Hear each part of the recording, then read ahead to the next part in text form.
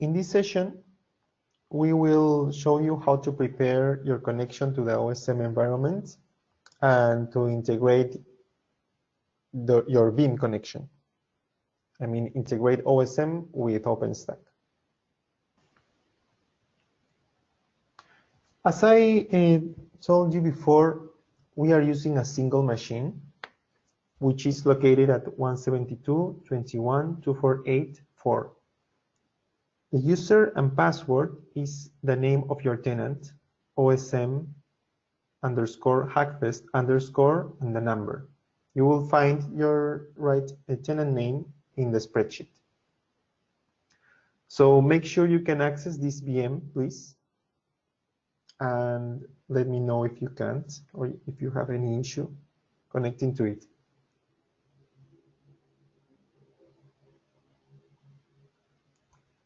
From there, you will be able to access OSM, OpenStack, and Kubernetes.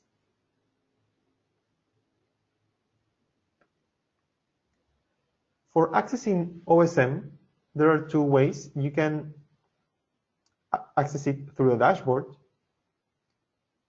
And for that, you will use the same user and password. We have two instances. And in the spreadsheet, you will also see which instance corresponds to your user, to your tenant.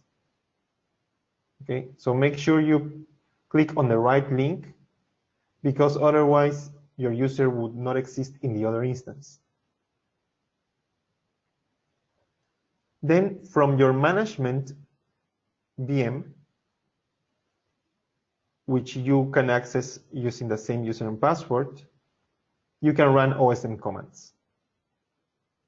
So let me show you.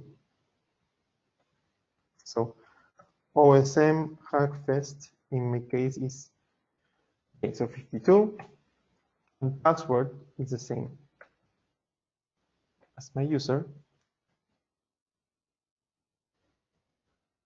and I'm in.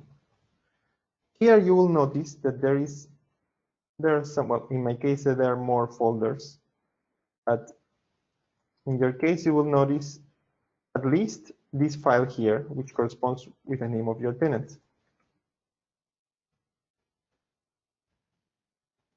It has all the credentials already in there for authenticating with OpenStack and authenticating with OSM.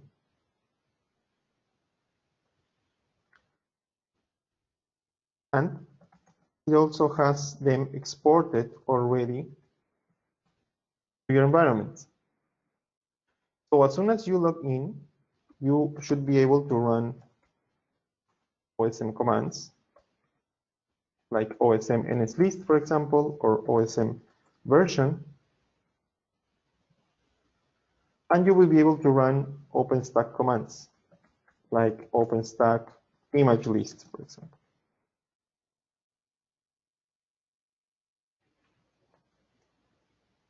So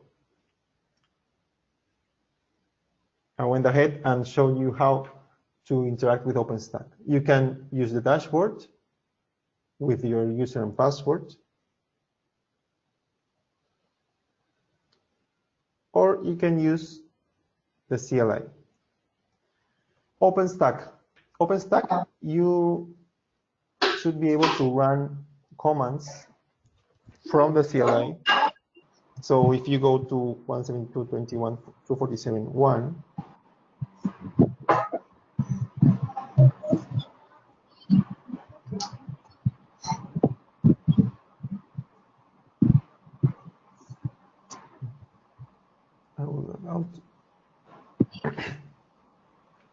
you should be able to access with your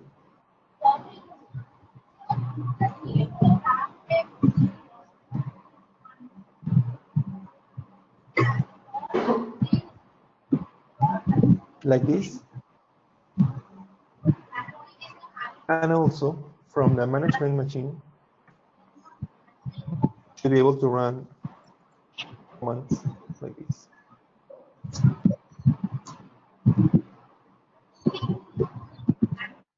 At some point, well, tomorrow, we will be having sessions about instantiating containerized network functions, CNFs.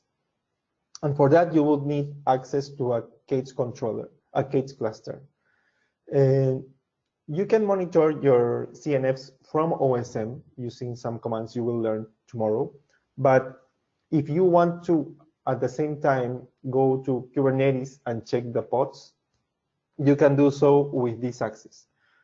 Just please don't try to modify things directly in the cluster. It's just for you to get information, okay? So for example, you can run this command with a file, a credentials file that is already in there. In your home, and get pods, you will see the pods. Tomorrow you will learn that the namespace that you will use is the same as the ID of your project. So if you have the project list, and in this case this is the number, this is the same namespace that will be used for instantiating pods, but that's for tomorrow. Okay, so Kubernetes is not that important today. We won't track if you can access or not, and there is a way to monitor CNFs anyway from OSM CLI. Finally, let's create the beam. So you need to use this command exactly as it is here. It creates a beam with this name and replace X with your tenant number. In my case, for example, it would be etc-openstack-52. Your user and password. Your authentication URL, it's the same as here. You don't need to modify that.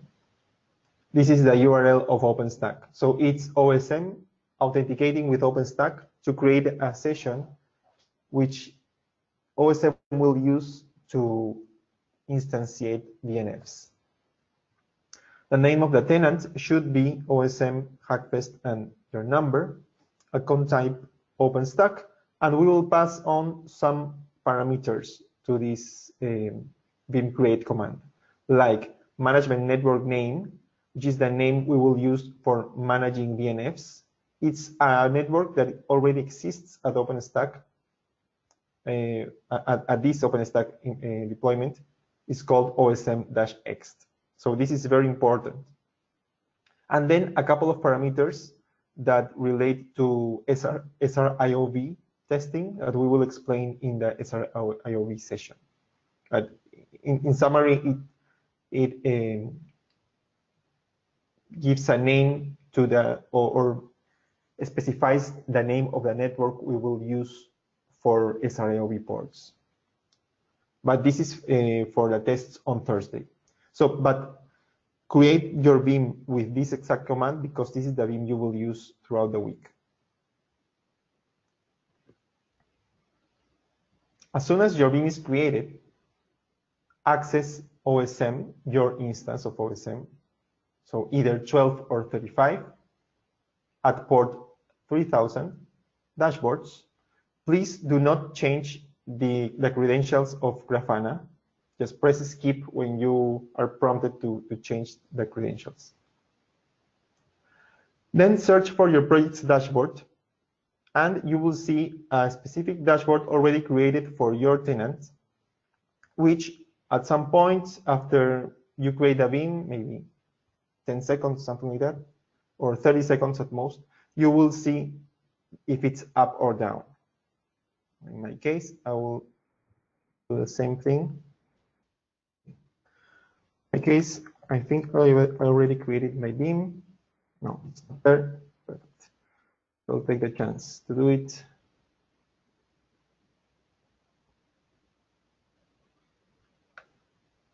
Copy this.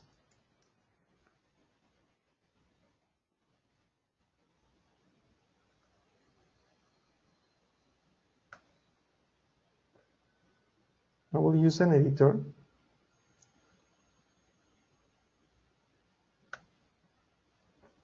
I recommend you to use some editor for the sessions. For example, Visual Studio Code is is a very good one because it includes, when you edit descriptors of OSM, it includes a linting plugin that will validate your descriptor against the model of OSM. Okay, so in my case, I'm tenant 52. So I'll replace all the X's with 52.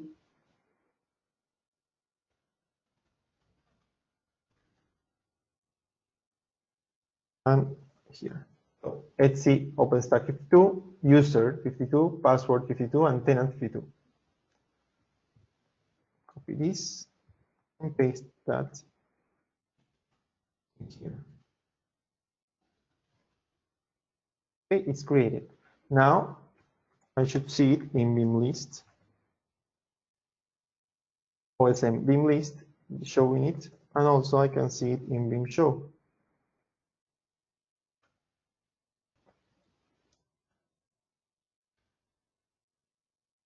It's enabled, but this enabled status indicates that it is created in OSM, but it's not saying anything about its health. For that, we have a monitoring mechanism at OSM-MR, which for every beam, it will go and try to authenticate and list the servers. If that works, then the beam is considered to be healthy. So I will go to my corresponding Grafana dashboard. So it would be 35 in my case, 3,000.